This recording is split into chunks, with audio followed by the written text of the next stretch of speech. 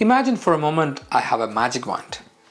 And with this magic wand, I could erase just one specific spending habit from your life. A habit that, once removed, would have the biggest positive impact on your finances almost instantly. What would you think that habit would be? Today we are talking about exactly that. It's a sneaky pattern, one that most of us fall into without even realizing it, and it can silently drain hundreds, even thousands of euros from your bank account every single year. Stick with me because identifying this pattern is the key to unlocking so much more of your financial potential. Hey, I am Janish and welcome back to WealthcarePro, the channel where we talk about money in a way that actually makes sense for busy working people like us. In the last episode, we talked about how to track your money simply. If you haven't seen that, I definitely recommend checking it out because today we are looking at what that tracking often reveals. This almost invisible pattern that can seriously hold you back from achieving your financial goals. We are going to dive into what it is, why it happens, and most importantly, how to stop it in its tracks. So, what is this mysterious pattern? It's called lifestyle inflation or sometimes lifestyle creep. Sounds a bit formal, but it's something we all experience. Simply put, lifestyle inflation is when your spending increases as your income increases. You get a pay rise, a bonus, or a new job with a better pay, fantastic. But then almost unconsciously, your expenses start to inflate as well. The slightly more expensive coffee becomes your daily norm. The takeaway you used to get once a month becomes a weekly treat. The car upgrade, the fancier groceries, the extra streaming subscription you barely watch, it all starts to add up. Think about it. When you first started working, or maybe when you were a student, you probably lived on a much tighter budget. But as you earn more, did all that extra money go into savings or investments? Or did your essentials and wants just expand to meet your new income? Lifestyle inflation shows up as a spending leaks, those little holes in your financial bucket that seem small on their own but collectively drain your resources. And this is where the tracking we talked about in episode 3 becomes so powerful. When you look at your tracker, where are those surprises? Let's break down some common culprits. The subscription army. How many streaming services do you really need? That gym membership you haven't used in 3 months? Those free trials that turned into paid subscriptions? Each one might only be a tenner or 15 euro a month, but 5 of those, that's 50 to 70 euro gone every single month. Convenience creep. We are all busy, I get it. But those takeaways, extra food delivery fees, grabbing that fancy coffee and a pastry on the go every morning, or the daily bought lunch instead of packing your own? These convenience buys can increase as you get more income and are a spending leak. Impulse indulgences. That shiny thing by the checkout?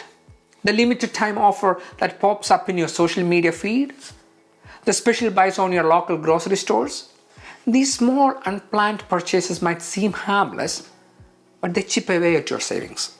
The just a little bit more trap.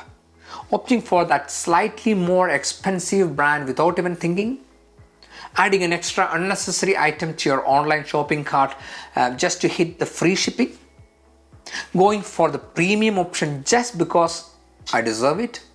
This all contributes. It's what I call death by 1,000 cuts. A few euros here, a tenner there. It doesn't feel like much in the moment, but let's do some quick maths. Think about that daily coffee. Let's say it's a €3.20. If you are grabbing one on your way to work 5 days a week, that's around 16 euro a week. It doesn't sound too bad, right? But over a whole year, that one daily coffee habit adds up to 832 euros. Wow. Or how about those tempting special buys in stores? You pop in for your groceries and suddenly that air fryer, those garden tools, or that quirky gadget you didn't know you needed ends up in your trolley. Let's say you regularly pick up an extra tenner to 20 worth of these middle aisle deals each week. That 10 euro or 20 euro a week might feel like a bargain at the time, but annually, That's anywhere from 520 to 1,000 euro a year just on those unplanned special buys. And that's just two common habits. If you combine that daily coffee at 832 a year and even the lower end of those special buys at 520 euro, you are already looking at over 1,300. If you're closer to 20 a week on those deals, your total would be sitting around 1,900 a year. Imagine what you could do with that extra money. You could get probably a holiday, a significant boost to your savings, or clearing your debt. All lost to these small, often impulsive expenses fueled by lifestyle inflation. So why do we do this? It's not because we are bad with money. Often it's just human nature and societal pressure, like keeping up. We see friends, colleagues, or people on social media with certain things and we feel we should have them too. Or like treating ourselves. We work hard, so we feel we deserve these little upgrades. And you do, of course you do. But the key is making these choices consciously, not just letting them happen. And of course, marketing and habits. We are bombarded with ads telling us we need the latest and greatest, and small indulgences can quickly become ingrained habits. Okay, enough about the problem. Let's talk solutions. And the good news is they are simpler than you think. First one, the conscious upgrade pact. Next time you get a pay raise or a financial windfall, make a plan for that extra money before it hits your account. Decide that a specific percentage, say for example 50%, will automatically go to your savings or investments or debt. This way you still get to enjoy some of it, but you're also boosting your future self. The second point is the 24-hour pause rule. For any non-essential purchases over a certain amount, for example 30 euro or 50 euro, wait 24 hours. If you still really want it and it fits your goals after a day, fine. But you will be amazed how often that initial impulse fades.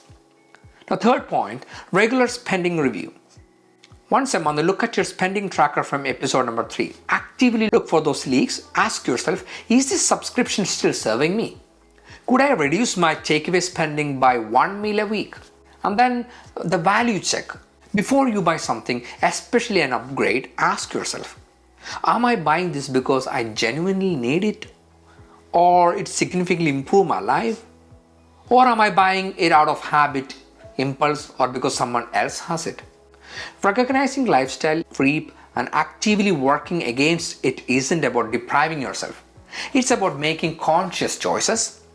It's about ensuring your money is aligned with your actual values and goals, not just disappearing on things that don't truly matter to you in the long run.